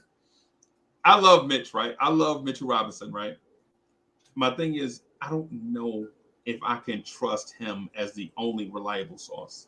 Yeah. Somebody said he'd be clowning too. Somebody in the chat be like, Mitch be clowning a lot. So yeah. We'll see. Summer League starts soon. Right. That's all I got, everybody. I've been kind of busy this week, like working on some personal stuff. Queen Bee, I don't know, but by the time we rock again, we'll probably have Brandon Ingram or OG Anunoby, based on what Knicks fans are saying. How just before we get out of here, how confident are you that the Knicks are gonna make a move? A move or a major move? I think that I'm confident they'll make a move. Okay. I'm confident they'll make a move. I'm not confident it'll be a landscape changing. But no definitive move. Not a star move. Not a they'll make a move, but will it be a move that just really reshapes the roster? Mm-hmm. I don't have a lot of confidence in that. Okay. Like adding DiVincenzo doesn't reshape the roster. You're adding a piece. You get Paul George, you're reshaping the roster. You get OG. Does OG reshape our roster? I don't know. I think Paul George is cheap. Mm-hmm. Yeah, I think Paul George can go for like slightly above what Bradley Beal went for. I think instead of like the second round picks, maybe 2 unprotected first. I think you could probably, in theory, I think you could probably do, and I know this is not cheap now that I think about it, but I think you could do OB, RJ, and 2 first round picks for Paul George. What I heard though is that they're not looking to dump him out because Beal, John Collins, those were salary dumps. From what I'm hearing is they're not looking to dump his salary. They're looking to get back a hearty return. Right.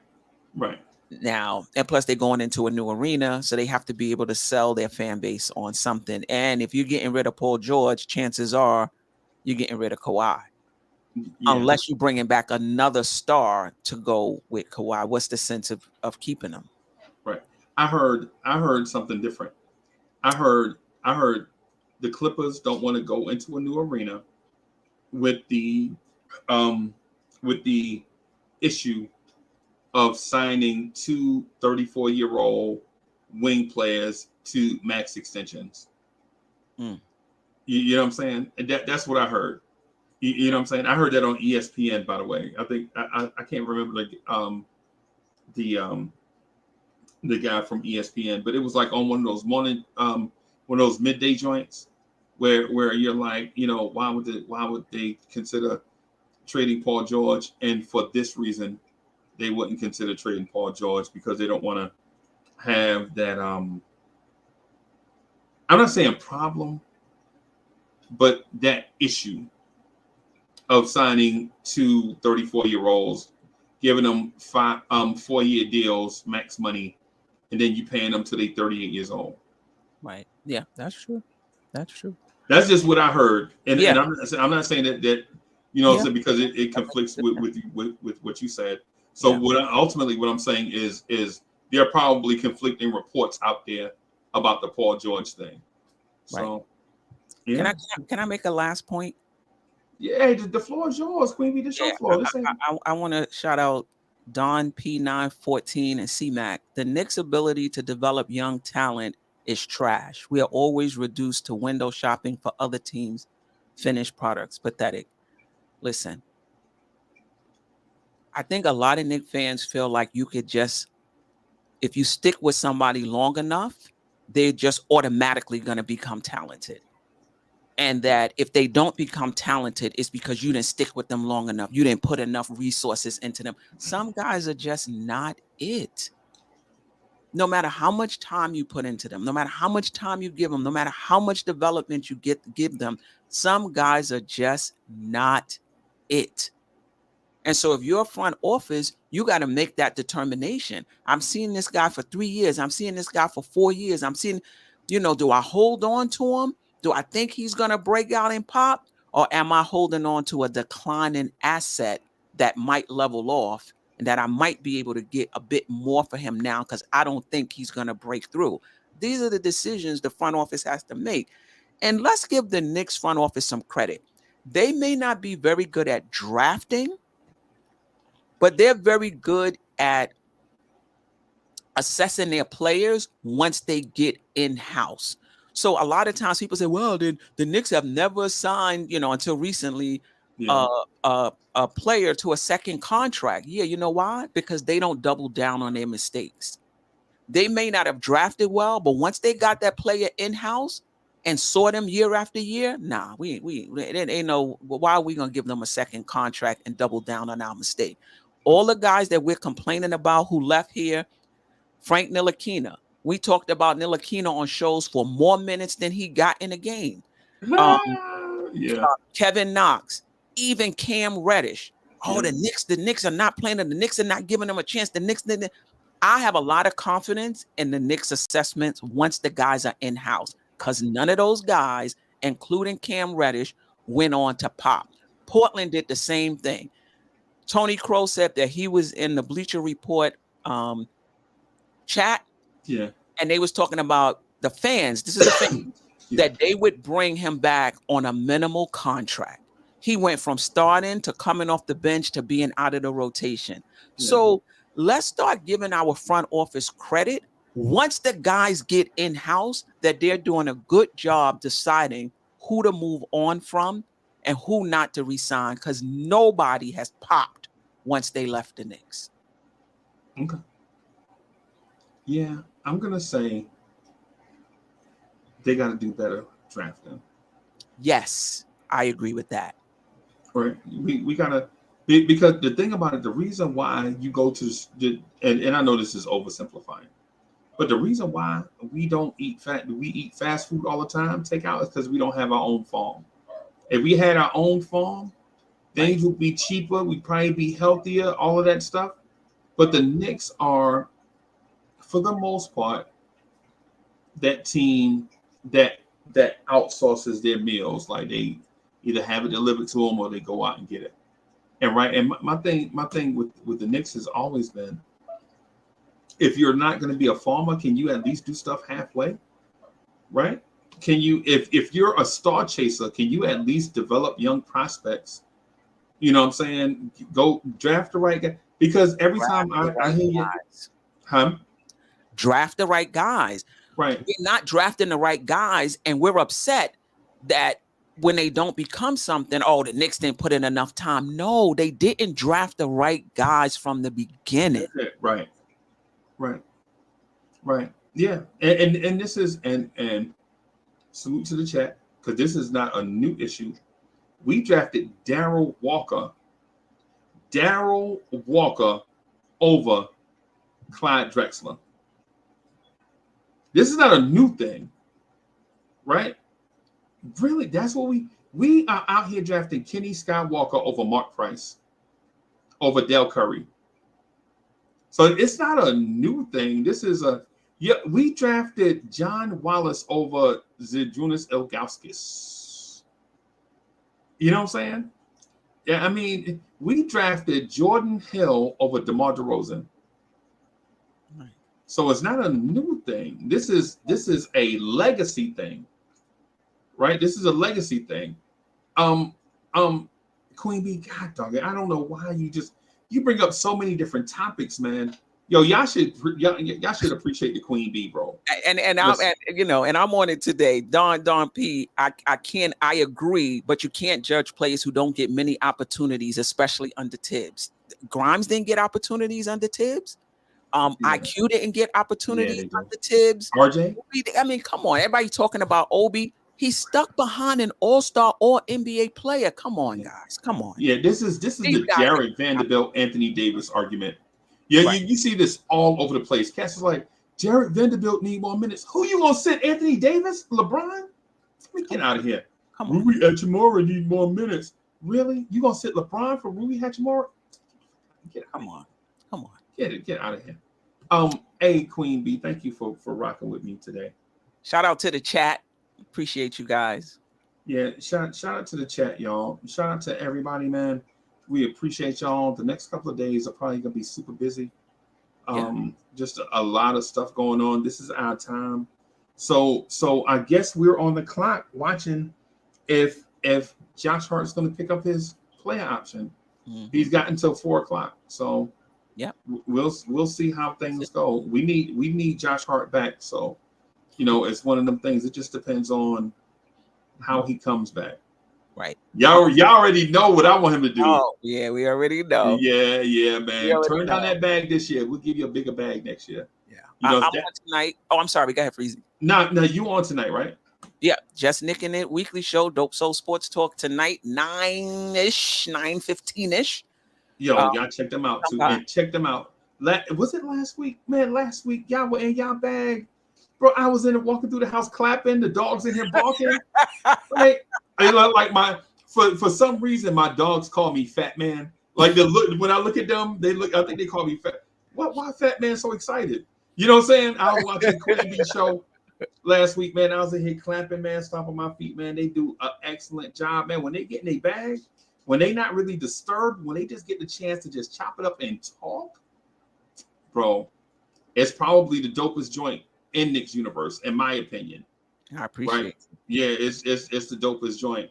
And no disrespect to other people that do their own joint, man. That's just when one person gets a compliment, that doesn't mean it's disrespect to somebody else. Right. You know what I'm saying? No. Yeah. So yeah, Queen Bee joint, man. Last week, man, they on their way, man. Y'all make sure y'all check them out, man. The white guy that be so patient. Jeff Clafter, that's my man. Yeah, that's my guy. Hey, White Jeff, you need to do more talking. You know what I'm saying? With Jeff, he need to do more talking, man. I love hearing them and the banter back and forth, man. The show is dope. Check them out tonight at 9:00. If you're not subscribed already, go subscribe to the channel. Turn your notifications on. Make sure on your phone, if you don't have YouTube notifications on your phone, because iPhone will automatically disable it for some reason.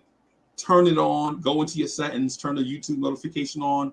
So when Queen Bee go live and say you out and about or whatever, you see the notification, you can plan your day. It give you a 30-minute head start. You know what I'm saying? Y'all do that. Continue to support. Queen Bee, I don't know what I'm doing. I don't know what I'm going to be doing for the next few days. You don't know what you're going to be on? Yeah, I don't know. I got some. I'll tell you this. I got some career stuff that but some professional stuff that I'm trying to grind through. So, all right. Yeah. I mean, if the Knicks do something big and you're on, I'm gonna hop on because then I won't have to do a show. Okay. But then if you don't do a show, I'll start one. Yeah, and no doubt. I got some stuff that I'm trying not to tell everything. The dog is over here looking at me. The dog's over here looking at me like, fat man, come on. So let me get out of here. Thank y'all for watching. Peace, y'all. Love you guys.